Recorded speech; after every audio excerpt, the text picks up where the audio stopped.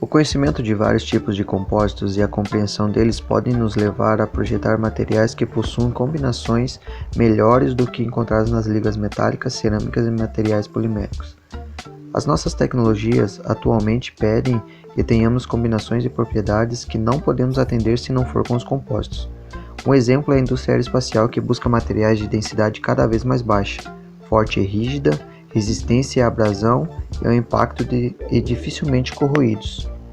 Materiais compostos consistem em 3 divisões principais: compósitos reforçados com partículas, os reforçados com fibras e os compósitos estruturais. Compósitos reforçados com partículas. Tipos comuns de compósitos de partículas grandes são materiais poliméricos, aos quais enchedores foram adicionados, e o concreto. Compostos de cimento, que é a matriz, a areia e cascalho, são os particulados. A fração de volume das duas fases influencia o comportamento. As propriedades mecânicas são melhoradas com o aumento de teor de particulados. Os cementos são exemplos de compósitos cerâmica-metal, e o concreto é o compósito comum de partícula grande, no qual as fases, tanto matriz quanto dispersas, são materiais cerâmicos. Compostos reforçados por dispersão. Metais e ligas metálicas podem ter suas propriedades mecânicas melhoradas pela uniforme dispersão de finas partículas de um material muito duro e inerte. O mecanismo de endurecimento envolve interações entre as partículas e discordância dentro da matriz. Entretanto, o fortalecimento é obtido em elevadas temperaturas e para prolongados períodos de tempo, porque as partículas dispersas nesses compósitos não reagem com a fase matriz. Compósitos reforçados com fibras.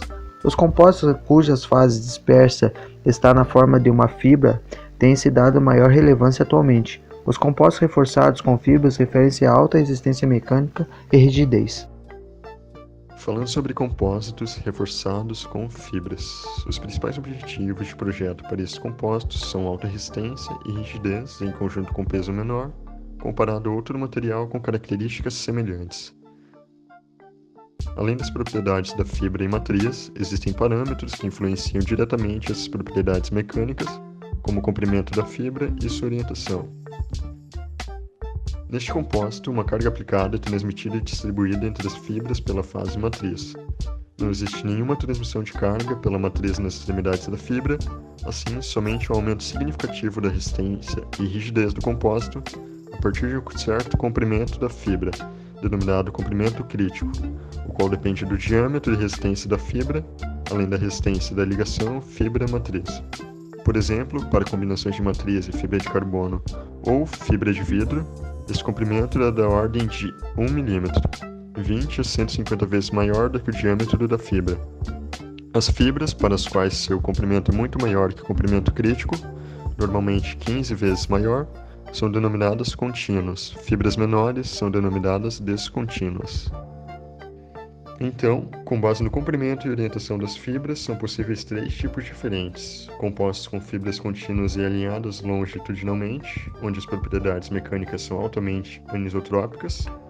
Paralelo ao alinhamento, o reforço e a resistência são máximos; perpendicularmente, eles são mínimos. Por exemplo, o composto reforçado com fibras unidirecionais Kevlar Epóxi apresenta limite de resistência para tração longitudinal de 1.200 MPa, enquanto para tração transversal seu limite cai para apenas 20 MPa. Ainda há compostos com fibras descontínuas e alinhadas, onde são possíveis resistências e rigidez significativas na direção do alinhamento, e com fibras descontínuas e orientação aleatória, onde, apesar de não apresentarem melhoras muito acentuadas na resistência e rigidez, essas propriedades são isotrópicas. Como visto anteriormente, os materiais compostos são comumente constituídos por 2 fases, a fase matriz e a fase dispersa. A fase matriz é a principal constituinte do compósito, sendo responsável pela união dos elementos que constituem a fase dispersa.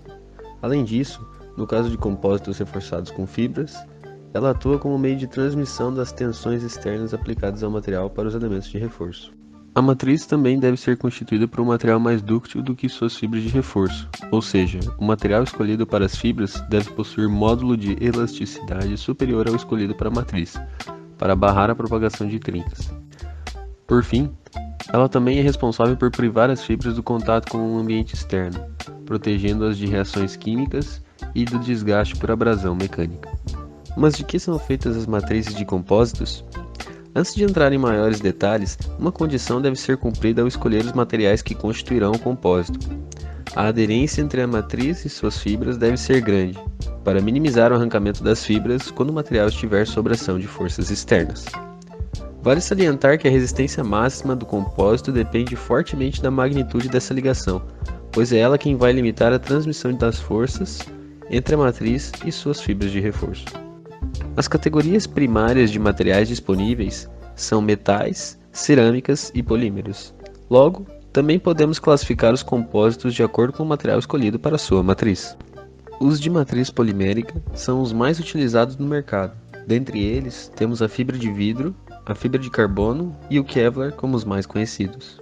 Os compósitos de matriz metálica têm custo de fabricação muito mais elevado que os de matriz polimérica, restringindo seu uso, mas são capazes de suportar temperaturas de operação mais elevadas e possuem maior resistência mecânica do que o metal base individualmente. Ainda em relação aos compósitos reforçados por fibras, temos os compósitos reforçados com matriz cerâmica, que tem por objetivo, basicamente, aproveitar a resiliência à oxidação e a deterioração a temperaturas elevadas inerente aos materiais cerâmicos, diminuindo sua predisposição à fratura frágil. Existem também os compósitos carbono-carbono, isto é, com matriz de carbono e reforçados por fibras de carbono. Por conta de suas formas de processamento relativamente complexas e por serem relativamente novos, esses materiais são caros e ainda não são muito utilizados. Há ainda os compósitos híbridos, que são compósitos reforçados com 2 ou mais tipos de fibras diferentes, o que garante uma melhor combinação de propriedades. Embora relativamente novos, esses materiais podem ser mais interessantes financeiramente em relação a usar somente um tipo de fibra. O processamento de plásticos reforçados com fibras pode se dar por meio das seguintes técnicas: a pultrusão, usada para a fabricação de componentes que possuem comprimentos contínuos e que tenham o formato da seção reta constante, como tubos ou vigas. Nesse processo, mechas e fibras são impregnadas com uma resina termofixa e então estiradas em um molde de aço que pré-conforma a peça. Dali, o material passa através de um molde de cura aquecido que confere à peça sua forma final. Os processos de produção pré-preg, baseados em reforços com fibras contínuas pré-impregnadas com uma resina polimérica parcialmente curada, que ganha o nome de pré-preg. A produção do pré-preg começa com mechas e fibras contínuas enroladas em uma bobina, que são então laminadas em sanduíche e prensadas entre folhas de papel de liberação e de suporte através de rolos aquecidos. A folha de papel de liberação é revestida com uma película de uma solução de resina aquecida. Uma lâmina cirúrgica espalha a resina para formar uma película de largura e espessura uniformes. O produto final do processo, que é a fita pré-preg, é então preparado para a embalagem e enrolado em uma bobina de papelão. E o enrolamento de filamento. Nesse processo, as fibras são alimentadas através de um banho de resina e então enroladas ao redor de um mandril. Após ter sido aplicado o número apropriado de camadas, a cura é executada em forno ou a temperatura ambiente.